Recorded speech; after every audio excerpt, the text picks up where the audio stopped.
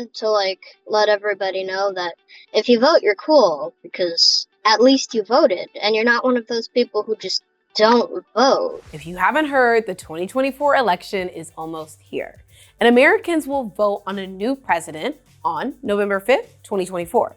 The two choices you also might have heard. It's between Vice President Kamala Harris and former President Donald Trump.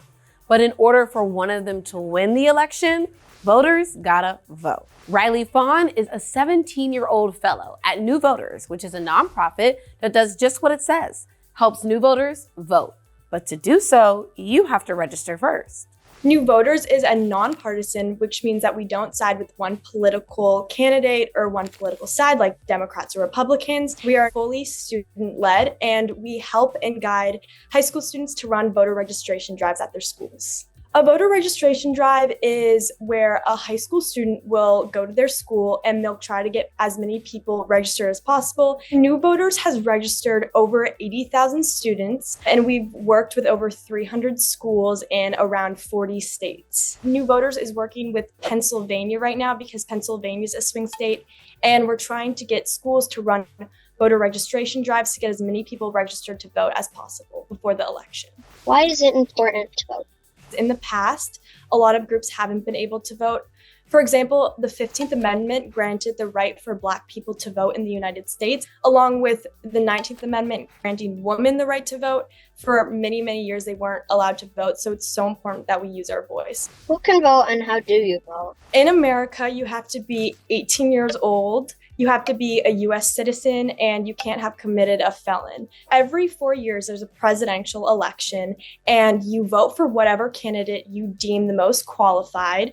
We also have local elections, and it depends on what type, but they sometimes happen every 2 years. You send in a ballot picking what candidate you want to vote for.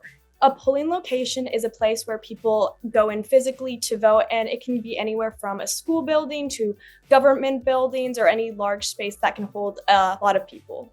When you go to your polling location, you're going to go into a divider so you can't see who anyone else is voting for. Sometimes they have paper ballots or sometimes they have electronic ballots, depending on what your polling location is, and that's how you fill out your vote. If you aren't able to either take off work or you might have a disability and you aren't able to go in during polling day, you have the option of an absentee ballot, filling out a paper voter card and sending that in instead of having to go in person to vote.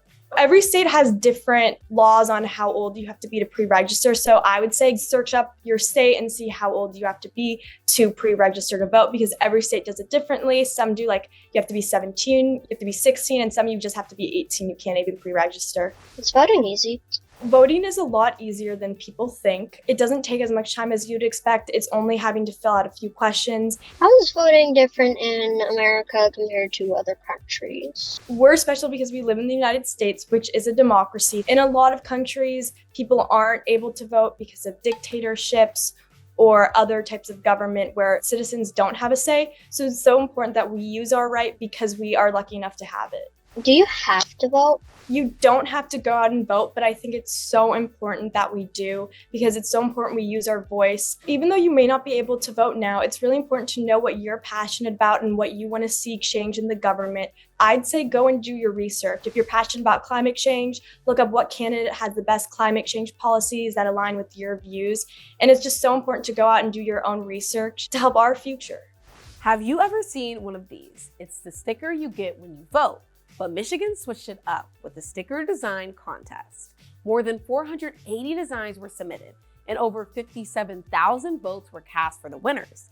And Katelyn, who asked all of those questions, was one of the 3 people who won the elementary and middle school category. This is her sticker design, and people in Michigan will get to wear it after they vote. I was surprised when I heard I won. My sticker has an American flag, a smiley face, someone saluting, and on the top the words, "I'm cool," and then on the bottom the words, "I voted."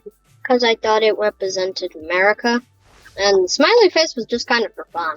I wanted to, let everybody know that if you vote, you're cool, because if you vote, at least you voted, and you're not one of those people who just don't vote. I am super excited to, see people wearing my sticker once they vote.